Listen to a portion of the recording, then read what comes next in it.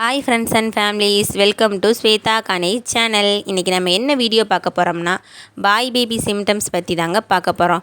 பெரும்பாலான கர்ப்பிணி பெண்கள் நம்ம கன்சீவாக இருக்க டயத்தில் நம்மளுடைய வயிற்றில் வளர்கிற குழந்தை ஆண் குழந்தையா பெண் குழந்தையா என தெரிஞ்சுக்கிறதுல ரொம்பவுமே ஆர்வமாக இருப்பாங்க.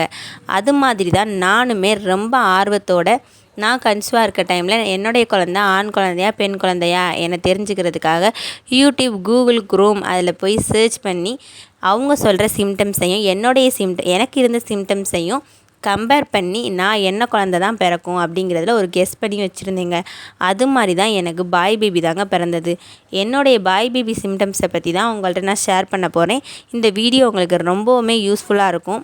மறக்காமல் கண்டிப்பாக பாருங்கங்க. என்னுடைய சிம்டம்ஸை பற்றி நான் இப்போ உங்கள்கிட்ட ஷேர் பண்ணுறேன். எனக்கு இருந்த ஃபஸ்ட்டு சிம்டம்ஸ் ஹேர் ஃபால் தாங்க. அதிகமாகவே எனக்கு ஹேர் ஃபால் ஆணுச்சுங்க. டெலிவரி ஆகிற வரைக்குமே எனக்கு ஹேர் ஃபால் லைட்டாக ஆகிட்டு தான் இருந்தது. நான் என்ன ஹோம் ரெமிடிஸ் யூஸ் பண்ணாலும் எனக்கு ஹேர் ஃபால் ஆகிட்டு தாங்க இருந்தது. அடுத்த சிம்டம்ஸ் நீங்கள் பார்த்தீங்கன்னா, என்னுடைய ஃபேஸ் ரொம்பவுமே ஒயிட்டாக இருந்ததுங்க. ஆனால் என்னுடைய ஃபேஸில் கலையே இல்லைங்க. கலை இல்லாமல் ஃபேஸ் மட்டும் ஃப்ரைட்டாக இருந்தது. ஆனால் என்னுடைய ஃபேஸ் ரொம்ப கவலையாக, எப்படி சொல்கிறது, ஒரு உடம்பு ரொம்ப சோர்வாக டயர்டாக இருந்தால் எப்படி இருக்கும், அந்த மாதிரி என்னுடைய ஃபேஸ் இருந்ததுங்க. அது மட்டும் இல்லாமல் என்னுடைய ஃபேஸில் அதிகமான பிம்பிள்ஸ் வர ஆரம்பித்ததுங்க நான் ப்ரெக்னெண்ட்டாக இருக்க டைமில்.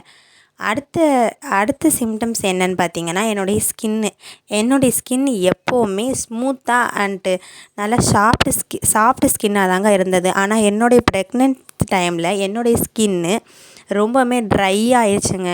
எப்படி சொல்கிறது, ரொம்ப ட்ரையாக வறட்சி தன்மையான ஸ்கின்னாகவே மாறிடுச்சு. அது மட்டும் இல்லாமல் என்னுடைய உதடுமே ரொம்ப ட்ரையாகவே ஆயிடுச்சு. இந்த சிம்டம்ஸுமே ஒரு பாய் பேபிக்குள்ள சிம்டம்ஸ் தாங்க, இந்த ட்ரைனஸும். அடுத்த சிம்டம்ஸ் பார்த்திங்கன்னா ப்ரெஸ்ட்டு லெஃப்ட் சைடு பெருசாகவும் ரைட் சைடு சின்னதாக இருந்தால் ஆண் குழந்தை அப்படின்னு சொல்லுவாங்க. ஆனால் அந்த மாதிரி தான் எனக்கு லெஃப்ட் சைடு பெருசாகவும் ரைட் சைடு சின்னதாகவும் இருந்தது. இந்த சிம்டம்ஸும் ஒரு பாய் பேபிக்குள்ளே சிம்டம்ஸ் தாங்க. அடுத்த சிம்டம்ஸ் என்ன பார்த்திங்கன்னா, வெயிட் கெயின் ஆகிறது. நான் ப்ரெக்னென்ட்டு கன்ஃபார்ம் ஆன டைமில் 45 kg தாங்க இருந்தேன். அதுவே நான் டெலிவரி டைமில் 68 kg ஆகிட்டேன். அப்போ வெயிட் வேகமாகவே நான் இன்க்ரீஸ் ஆக ஆரம்பித்தேன். இந்த சிம்டம்ஸ் இருந்தாலும் அது ஒரு பாய் பேபி சிம்டம்ஸ் தான். அடுத்த சிம்டம்ஸ் நீங்கள் பார்த்தீங்கன்னா, 7 மந்த் 8 மந்தில் பனிக்கோட நீர் அதிகமாக இருந்தது. நீங்கள் ரொம்பவுமே பனிக்கோட நீர் அதிகமாகி வெயிட் போட்டிங்க அப்படின்னாலும் அது ஒரு பாய் பேபிக்குள்ளே சிம்டம்ஸ் தாங்க. அடுத்த சிம்டம்ஸ் என்னன்னு பார்த்தீங்கன்னா, வயிறு. வில்லேஜ் பகுதிகளில் பாட்டிலாம் சொல்லுவாங்க, உனக்கு வயிறு ரொம்ப சின்னதாக இருக்கும், உனக்கு பாய் பேபி தான். உனக்கு வயிறு பெருசாக இருக்குது, அது கேர்ள் பேபி தான் அப்படின்னு சொல்லுவாங்க. ஆனால் அது உண்மை தான். எனக்கு என்னுடைய பாய் பேபிக்கு என்னுடைய வயிறு சின்னதாக இருந்தது. ஆனால் அடி வயிறாக இருந்தது. ஆனால் ரவுண்ட் ஷேப்பில் இல்லை, ஓவல் ஷேப்பில் ஒரு ஊசி மொனை மாதிரி தூரத்துலேருந்து பார்த்தா என்னுடைய வயிறு மட்டும் தெரிகிற மாதிரி இருந்ததுங்க. அப்போவே எல்லோரும் சொன்னாங்க எனக்கு பாய் பேபின்னு. அது மாதிரி எனக்கு பாய் பேபி தாங்க பிறந்தது. அடுத்து முக்கியமானது என்னென்னா, ப்ளசண்டா அண்டு ஹார்ட் ரேட். இது கண்டிப்பாக 100% உண்மையா அப்படின்னா அது கிடையாதுங்க. ஒவ்வொரு உடம்பை பொறுத்து இந்த அறிகுறிகள் மாறும். இது என்னுடைய சிம்டம்ஸ். இது உங்களுக்கு இருக்குது, எனக்கு ஆண் குழந்தை பிறக்கணும் அப்படின்னா அது கிடையாது. ஒவ்வொரு உடம்பை பொறுத்து மாறும். அதில் ப்ளசண்டா என்னுடைய பாய் பேபிக்கு ஆன்டீரியர் தாங்க இருந்தது.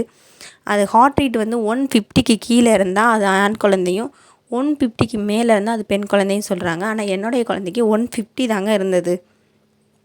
இதை நீங்கள் இப்படி இருந்தால் தான் அது நம்மளுக்கு நடக்கும் அப்படின்னு நீங்கள் நினைக்காதீங்க. இது ஒரு சாதாரண ஒரு அக்யூரேட்டாக நான் சொல்ல மாட்டேன். இது ஒரு எக்ஸாம்பிளுக்கு நீங்கள் வச்சுக்கிறங்க. இந்த மாதிரி இருந்தால் இந்த மாதிரி அப்படிங்கிற மாதிரி நீங்கள் வச்சுக்கிறங்க.